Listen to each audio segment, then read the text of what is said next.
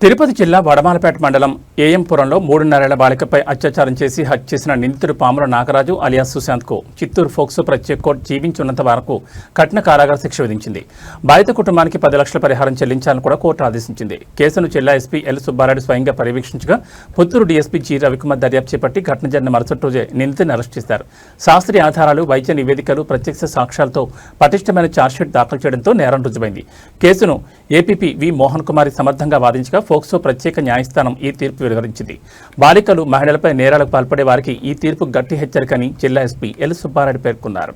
2024 November నెలలో జరిగిన ఒక హీనస్ క్రైమ్లో వడమాలపేట మండలం ఏఎంపురం గ్రామంలో 3.5 సంవత్సరాల బాలికను తన సమీప బంధువు, వరుసకి మామ అయిన వ్యక్తి అమ్మాయిని చాక్లెట్లు ఆశ చూపి తీసుకెళ్ళి సెక్సువల్ అసాల్ట్ చేసి చంపడం జరిగింది. ఆ రోజు గౌరవ హోంమంత్రి గారు కూడా వచ్చి కుటుంబాన్ని పరామర్శించడం జరిగింది. అదేవిధంగా ప్రభుత్వము క్లియర్గా ఆ కేసుని ఖచ్చితంగా ప్రతిష్టాత్మకంగా తీసుకొని కన్విక్షన్ వచ్చే విధంగా చేయాలని ఇన్స్ట్రక్షన్స్ ఇవ్వడం జరిగింది. ఇమ్మీడియట్గా కేసు రిజిస్టర్ చేసి తగిన క్లూస్ అన్నింటినీ కూడా సేకరించి ముద్దాయిని అరెస్ట్ చేసిన తర్వాత ఛార్జ్ చేయడం జరిగింది.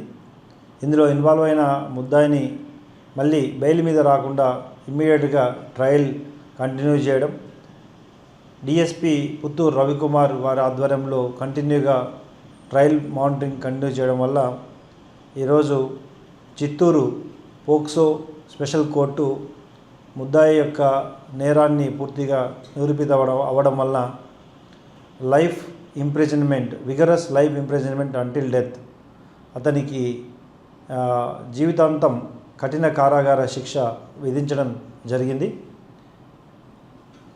ఈ కేసు ద్వారా చిన్నపిల్లలపై లేదా మహిళలపై ఎవరైతే అఘాయిత్యాలకు పాల్పడతారో వారికి ఒక హెచ్చరిక లాంటిది.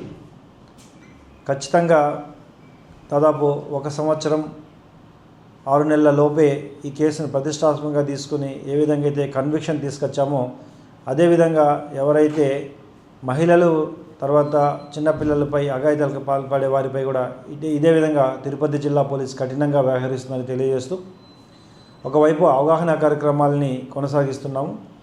రెండో వైపు ఎవరైతే పోక్సో కేసులు ఇన్వాల్వ్ అవుతున్నారో వారందరిపై షీట్లు ఓపెన్ చేయడం, కంటిన్యూగా అబ్జర్వేషన్ పెట్టడం జరుగుతోంది.